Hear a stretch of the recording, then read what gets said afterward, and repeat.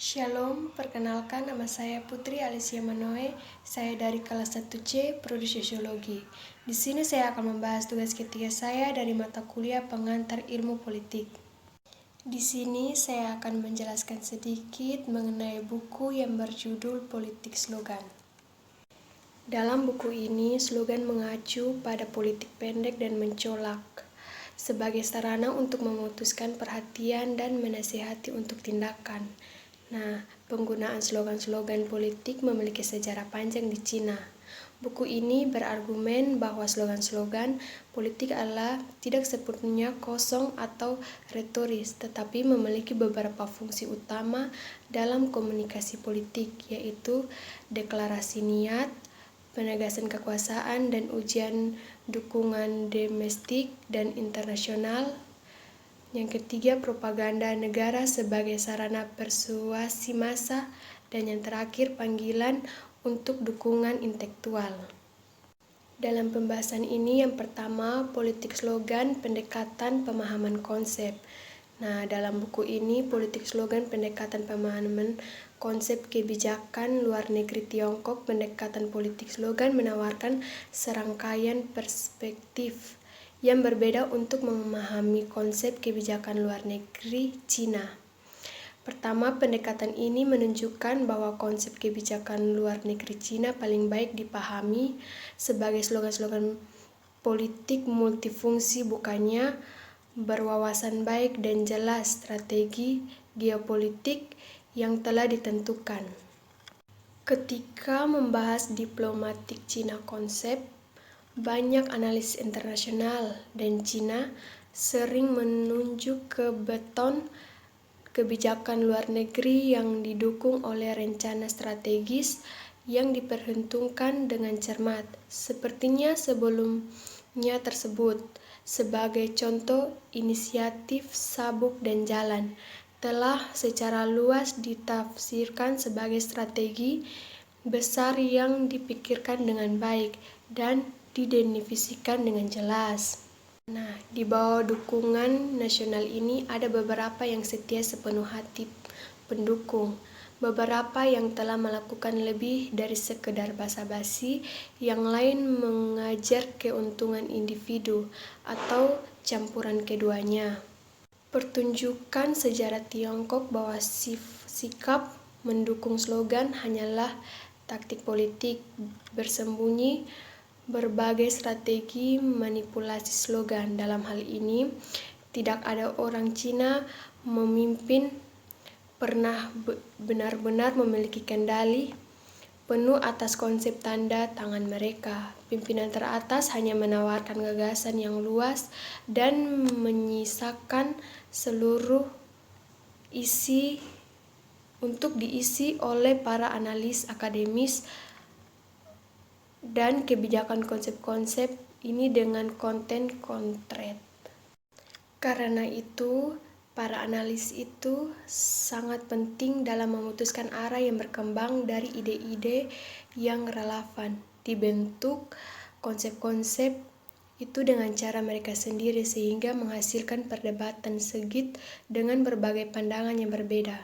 Nah, proses ini tidak lepas dari politik keahlian, dalam mana spesialis Cina cenderung menyeret konsep kebijakan ke dalam spesialis mereka.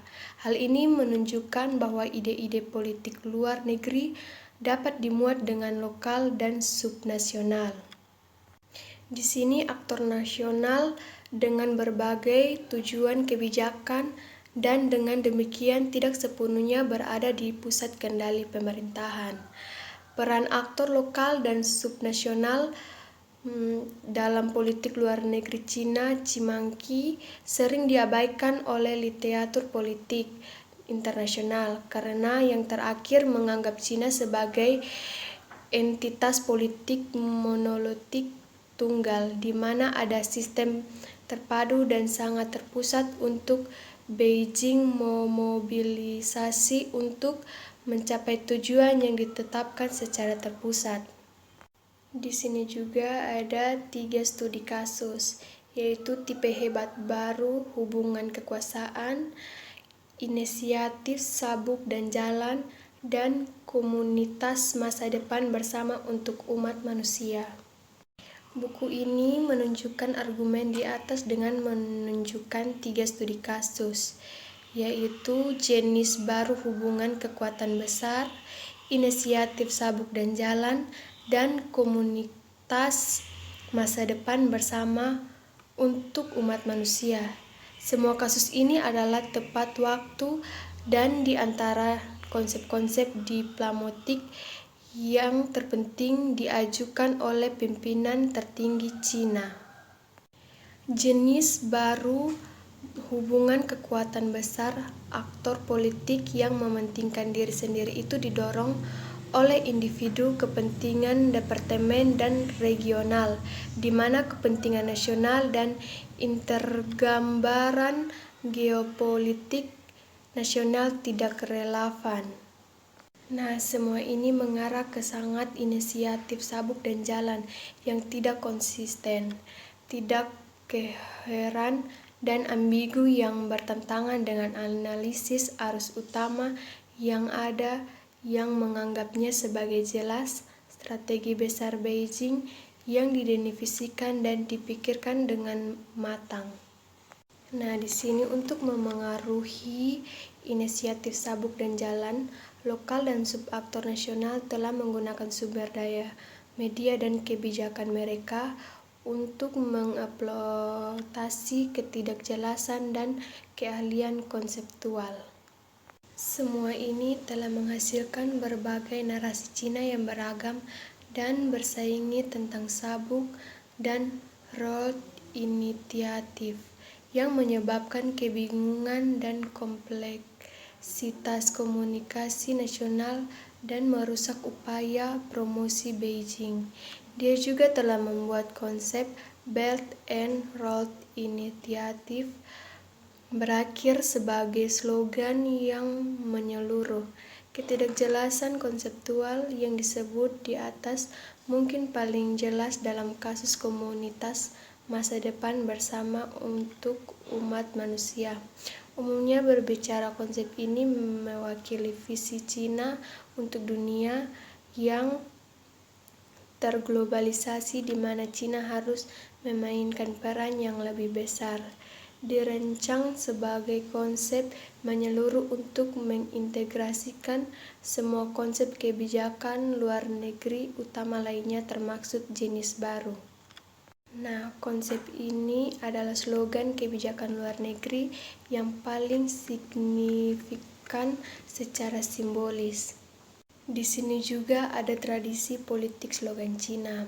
Sebagian besar konsep kebijakan luar negeri kurang relevan dengan faksional politik. Beberapa yang khas seperti inisiatif sabuk dan jalan dan komunitas masa depan bersama untuk umat manusia mengandung unsur-unsur politik faksional dan melakukan fungsi yang sama mewakili pimpinan warisan politik. Di sini komunitas akademik Cina, misalnya sekelompok sarjana universitas yang kritis terhadap kebijakan luar negeri, dan inisiatif sabuk dan jalan telah tidak diaktif terlibat dalam diskusi tentang inisiatif sabuk dan jalan. Seperti disebutkan sebelumnya, pengalaman konsep kebijakan utama berfungsi sebagai slogan untuk menyeluruh dukungan intelektual. Para ulama itu memilih untuk diam-diam menolak inisiatif sabuk dan jalan dengan tidak menjawab panggilan. Hal ini dilakukan dengan mengorbankan kehilangan relevansi dalam pemerintahan, peluang pendanaan, dan paparan media. Beberapa juga sangat kritis terhadap para cendekiawan yang langsung menggambar-gemborkan inisiatif sabuk dan jalan. Mereka membenci para sarjana itu karena memuji inisiatif sabuk dan jalan tanpa malu-malu dan berfungsi sebagai alat propaganda tanpa kemandirian akademik. Kasusnya tidak setiap posisi diam berarti perlawanan yang tenang, dan ada posisi di antaranya. Untuk oportunis misalnya, itu aman pemilihan untuk mengamati dan mengevaluasi resiko dan manfaat untuk jangka waktu tertentu.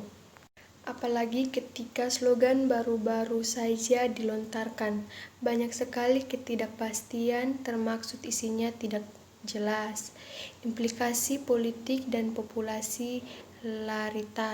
Jadi beberapa orang mungkin memilih untuk diam untuk sementara waktu dan membuat posisi yang diketahui nanti ketika lebih banyak informasi tersedia. Di sini juga ada slogan tipe baru hebat hubungan kekuasaan. Konsep yang diciptakan oleh Tiongkok, tipe baru dari hubungan kekuatan besar, juga diterjemahkan sebagai model baru hubungan kekuasaan utama.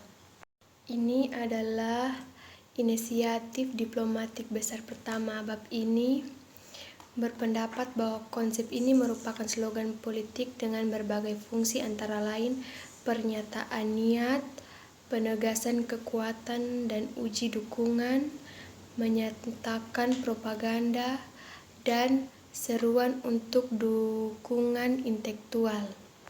Ini menunjukkan bahwa pengenalan konsep ini hanya sebuah kebijakan politik, isyarat untuk menegaskan kekuasaannya sebagai pimpinan tertinggi baru di Cina, tetapi juga visi baru Cina untuk perannya yang tinggi di dunia.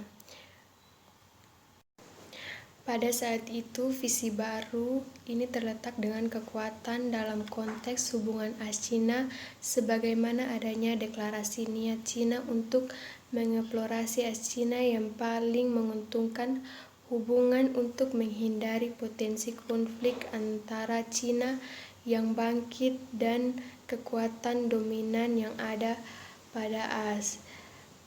Pesan yang mendasari Cina adalah berharap AS akan menganggap Cina lebih serius dalam hubungan bilateral ini, hubungan kerja.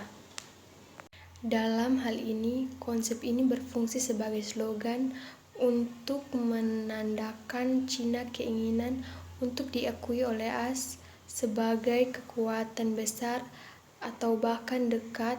Satu, selama penelitian lapangan penulis di Tiongkok, beberapa sarjana Tiongkok menyebutkan bahwa Major Power Relations adalah terjemahan yang lebih tepat, kekuatan utama, menyarankan yang besar kekuatan.